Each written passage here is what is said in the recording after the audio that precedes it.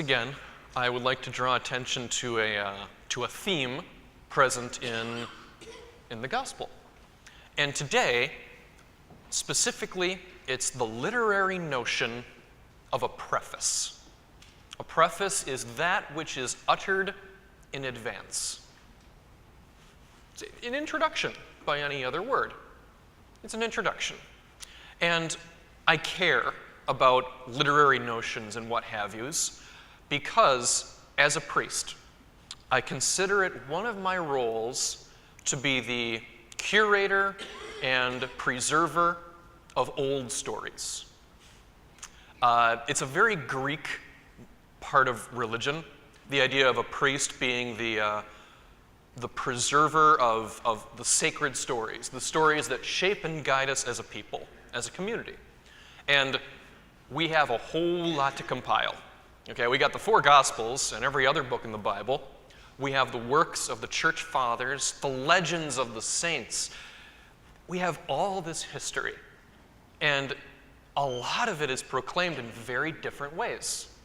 And it's just awe-inspiring to realize just how much we have.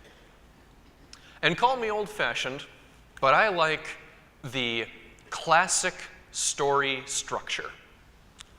Beginning, middle, end. All the best stories have a beginning, have a middle, and have an end. I'm sure all of you have at least watched one movie or read one book. I think you know what I mean. You need a good ending. If you're watching a movie and a bad ending comes out of nowhere, it ruins the whole movie. And likewise, a deeply flawed movie with an awesome ending becomes a movie that you're willing to watch a second time. With the same idea, you need a good beginning. I love a well-written beginning because you gotta start your story off right. You've got to rev people up. You've got to get them to ask, what happens next? That is what an introduction is for. That is the purpose of a preface, to get people ready for the story that's about to be told. It's like an appetizer for the story main course. To give you an example of a good beginning, I would draw your attention to the entire series of the Harry Potter books. I love the way these books start because every book begins at the start of a new school year. And basically every character has to transition from their summer life to their life at school. And we, the reader, we're acclimated with them to the reality of Hogwarts because things don't work there the way they work in our lives. You can't just jump us in. We gotta start slow. And the Harry Potter books do that very well. Another example of a good beginning, which I just have to share, is the movie The Matrix. I love that movie. I love every minute of that movie. No, do not email me. Do not explain to me in a 3-page email why that movie is terrible. I've heard all the arguments from my friends. Despite any and all of its flaws, and whether or not you actually hate the movie or like it like me, I do state that the first 5 minutes are unbeatable.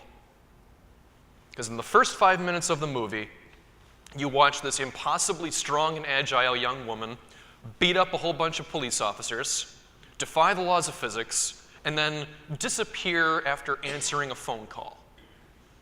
And the movie doesn't explain any of it, because it's not supposed to. That's not what an introduction is for. You're not supposed to get answers in the introduction. It's supposed to get you, in a frantic state of mind like the characters. And so when Mr. Anderson enters the story, he's confused and frightened. And we, the audience, well, we're confused too. And the first time you watch that movie, you might very well be a little frightened by what you watch. Awesome beginning. One of the ushers at 4:30 Mass also said that I just have to bring up one other movie because it's so iconic. The beginning of Star Wars: A New Hope. If that doesn't get you in the mood for an action film, I don't know what will. Awesome beginning. This whole principle absolutely applies just as well to the Gospel of Mark. Because today we heard the first part of chapter 1 of the Gospel, verses 1 through 8. We heard the preface. And it's a strong beginning, like any good story. Imagine for a moment that you know nothing of Jesus Christ.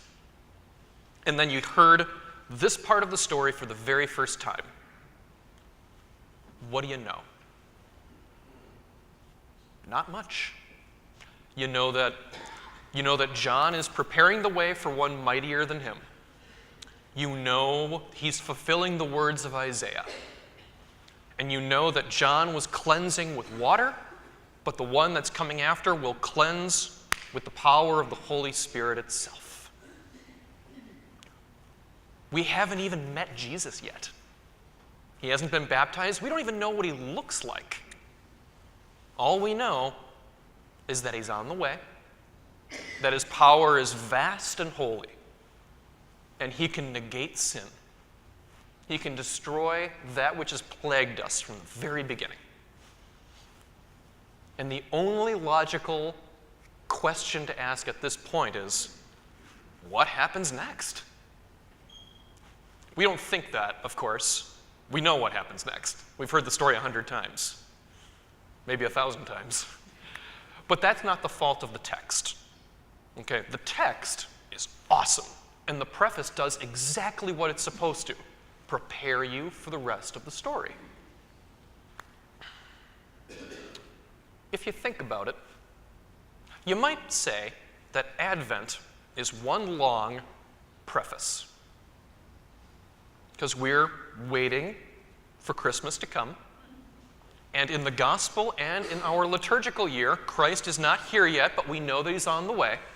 And we have just enough time to prepare and make his way straight with hope, joy, and goodwill. But I will say that there's at least one difference between the gospel and the season of Advent.